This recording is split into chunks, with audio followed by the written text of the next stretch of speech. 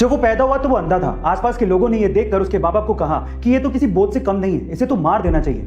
अंधा होने की वजह से बमुश्किल उसे किसी स्कूल में एडमिशन मिला, लेकिन वो पढ़ने में बहुत होशियार था। 10th में 90% मार्क्स बनाने के बाद वो 11th में साइंस लेना चाहता था, लेकिन आंध्रा का कोई भी स्कूल उसे एडमिशन देने को तैयार ही नहीं था। कोर्ट में लड़ाई लड़ने के बाद उसे साइंस में पढ़ने को मिला।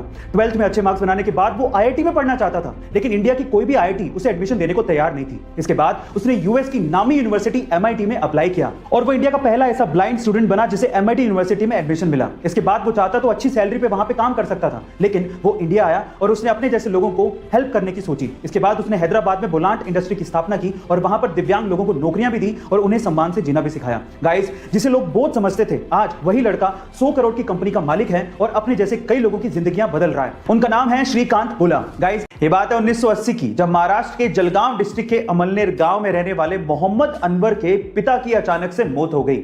उनकी मौत के बाद पीछे जायदाद में एक खेत था जिसे मोहम्मद अनवर के अलावा 3 भाइयों में बराबर से बांट दिया गया, लेकिन मोहम्मद अनवर ने उस जमीन के टुकड़े को 80,000 रुपए में बेच दिया और एक ब्रोकर सतीश शाह के कहने पर 10,000 रुपए विप्रो कंपनी में इन्वेस्ट कर दिए और 100 शेयर्स विप्रो कंपनी के खरीद लिए। 1980 में किया गया यह इन्वेस्टमेंट आज 40 साल बाद 1500 करोड़ रुपए में बदल चुका है, जिसमें से 200 करोड़ रुपए तो सिर्फ डिविडेंड के तौर पे मोहम्मद अनवर को मिले हैं। गाइस, ये है पावर इन्वेस्टमेंट की। तो आप किस चीज का इंतजार कर रहे हैं? इन्वेस्टमेंट करिए, डीमेट अकाउंट खुलवाइए, लिंक डिस्क्रिप्शन बॉक्स में ही गिवन है। हमारे देश में क्रिकेट बहुत ज्यादा पॉपुलर है और कभी कभार ग्राउंड पे खिलाड़ियों के बीच की कंट्रोवर्सी इसे और ज्यादा पॉपुलर बना देती है। गाइस, आपने क्रिकेट के ग्राउंड पे बहुत बार खिलाड़ियों को आपस में भिड़ते और उन्हें आपस में गाली देते या अपशब्द बोलते देखा होगा, लेकिन क्या आपको पता है कि एक खेल का टूर्नामेंट ऐसा भी है जहां पर खिलाड़ी आपस में एक दूसरे को गाली नहीं दे सकते।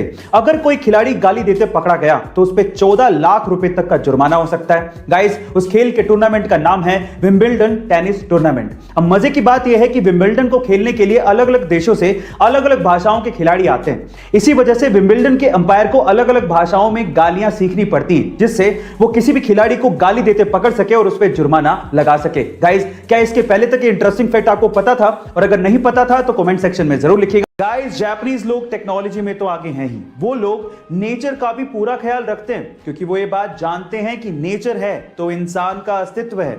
बिना नेचर के इंसान जिंदा नहीं रह सकता। अब इसके लिए वो लोग क्या करते हैं, एक सिंपल एग्जांपल से बताता हूं। देखिए, वहां पर एक न्यूज़पेपर चलता है जिसका नाम है ग्रीन न्यूज़पेपर। अब क्या खास बात है इसकी, आप लोग जान के हैरान रह जाएंगे।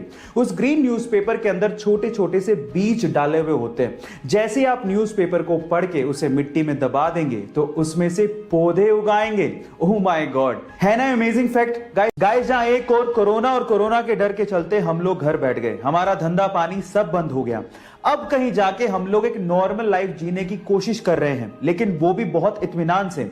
वहीं दूसरी ओर अक्षय कुमार इसी कोरोना काल में एक फिल्म शुरू करते हैं और उसे खत्म करके भी आ जाते हैं। जी हां गाइस, अक्षय कुमार की फिल्म बेल बॉटम दुनिया की ऐसी पहली फिल्म बन गई है जिसकी शूटिंग कोरोना काल में ही शुरू की गई और कोरोना काल में ही इसकी शूटिंग खत्म भी कर दी गई। ओह माय गॉड, और इसके लिए अक्षय कुमार ने पूरी टीम को धन्यवाद कहा है। गाइस, है ना अमेजिंग फैक्ट। 1999 में एलोन मस्क ने अपने दोस्तों के साथ मिलकर $10 मिलियन की इन्वेस्टमेंट के साथ X.com नामक कंपनी शुरू की।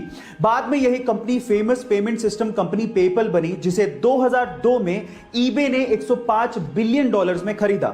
अब इस डील की वजह से एलोन मस्क को $165 मिलियन मिले।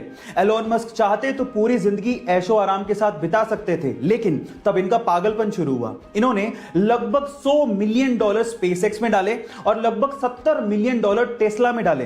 तब लोग इन्हें पागल कहने लग गए थे, लेकिन वही पागल बंदा $70 मिलियन से $40 बिलियन बना के आज दुनिया का सबसे अमीर आदमी बन चुका है। गाइस, है ना ये पागलपन। ऐसे ही अमेजिंग फैक्ट्स के लिए YouTube पे हमारे चैनल को सब्सक्राइब कर लीजिए और अगर आप Instagram पे देख रहे हैं तो मुझे फॉलो करना मत भूलिएगा। मिलते हैं अगली वीडियो में।